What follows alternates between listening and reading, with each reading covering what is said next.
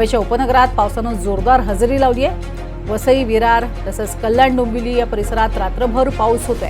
नवी मुंबईत सुद्धा पावसाचा जोर कायम आहे। सखल भागात पाणी साचलेलं आहे। मुंबई आणि परिसरातल्या वाहतुकीवरती या पावसाचा चांगलाच परिणाम झालाय।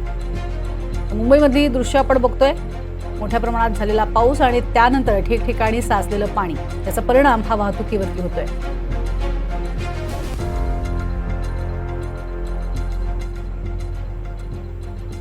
दोन ठिकाणची ही दृश्य आपल्याला पाहायला मिळतात, जिथून रस्त्यावरनं वाहतूक अतिशय धीम्या गतीनं होताना पाहायला मिळते। ही वाहनं इथून जाणं कठीण होते, कारण पाणी जे आहे ते घोट्यापेक्षा जास्त साचलेलं आहे। तर दुसरीकडे दादर टीटी हा परिसर असेल, या भागामध्ये कायम पाणी साचतं, कारण सखल भाग आहे आणि त्यामुळे या भागात प्रचंड पाणी साचतं। माटुंगा, दादर या भागामधली ही काही दृश्य आपण बघतोय। या परिसरात मोठ्या प्रमाणात पाणी साचलेलं आहे आणि त्यामुळे वाहतुकीवरती परिणाम झालेला आहे। रस्ते वाहतूक ही प्रचंड धीम्या गतीनं आपल्याला पाहायला मिळते। चाकरमानी हे सुद्धा सध्या अडकलेले आहेत। रेल्वे स्थानकांवरती ठिकठिकाणी चाकरमानी अडकलेत, तर जे या रस्त्यानं प्रवास करतात ते सुद्धा या साचलेल्या पाण्यामधनं प्रवास करताना पाहायला मिळतात। ते ठिकाणची ही दृश्य आपल्याला पाहायला मिळतात, जिथे पाणी साचलेलं आहे। ट्रकची पूर्ण चाकं बुडतील इतक्या मोठ्या प्रमाणात दादरमध्ये पाणी साचलेलं दिसतंय। त्यामुळे या परिसरातनं प्रवास करणं हे अक्षरशः टाळावं लागतंय। ट्रकची पूर्ण चाकं बुडलेली आपण पाहिली आहेत। मुंबईकडे जाणारी संपूर्ण रस्ते जे आहेत ते सध्या जलमय झालेले दिसत आहेत। रात्रीतनं आणि पहाटे प्रचंड जोरदार पाऊस झालेला आहे। या पावसाचा फटका हा सर्वसामान्य मुंबईकरांना पाहायला मिळतोय। दादर टीटी आणि स्वामीनारायण परिसर असेल, या संपूर्ण परिसरात पाणी साचले। सखल भाग आहे हा सगळा आणि त्यामुळेच मुंबईतल्या या सखल भागात पाणी साचले। इथून अतिशय धीम्या गतीनं वाहतूक होताना आपल्याला पाहायला मिळते। दादर टीटी आणि स्वामीनारायण हे अगदी जवळचे परिसर आणि त्या भागात इतकं पाणी साचलेलं पाहायला मिळते। सध्याचे काय अपडेट्स आहेत जाणून घेऊयात। जुई जाधव आमची प्रतिनिधी सध्या आपल्या सोबत आहे। जुई, आता तुम्ही नेमक्या कुठे आहात आणि काय तिथली स्थिती?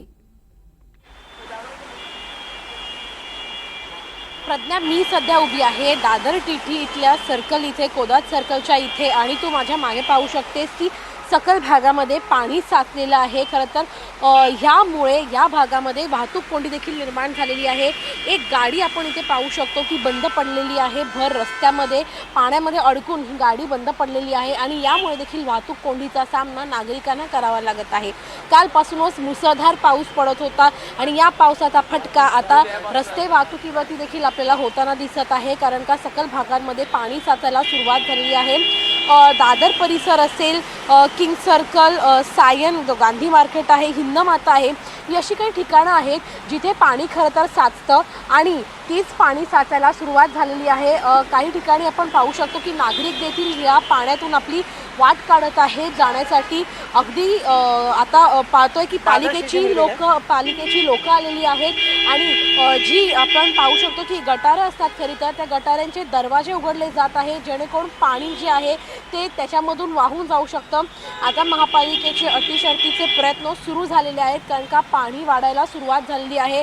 याच मुसळधार पावसाचा जोर दिवसभर राहणार असल्याचं सांगितलं जात आहे आणि त्यामुळे भरपूर ज्याच्यापेक्षा जास्त पाणी साचू शकतं आणि जो गाळ अडकलेला असतो गटारांच्या झाकणांवरती, तो काढण्याचं काम आता पालिकेतर्फे केले जात आहे, जेणेकरून हे जे पाणी आहे ते ओसरेल आणि वाहतूक कोंडी होणार नाही।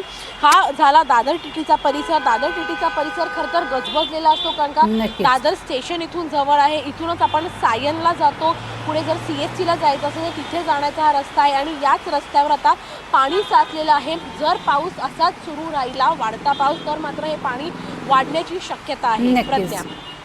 नक्कीच आणि तुर्तास धन्यवाद या संपूर्ण माहितीसाठी। तर मुंबई महानगरपालिकेचे कर्मचारी हे तातडीने तिथे दाखल झालेले आहेत। मॅनहोल्स सुद्धा बाजूला करून पाण्याचा निचरा कसा होईल या दृष्टीने प्रयत्न सुरू झालेले आपल्याला पाहायला मिळत आहेत। दृश्यांमधून आपण पाहतोय की मुंबई महानगरपालिकेचे कर्मचारी जे आहेत ते सध्या इथे पोहोचलेले आहेत। तुर्तास धन्यवाद या संपूर्ण माहितीसाठी जुई।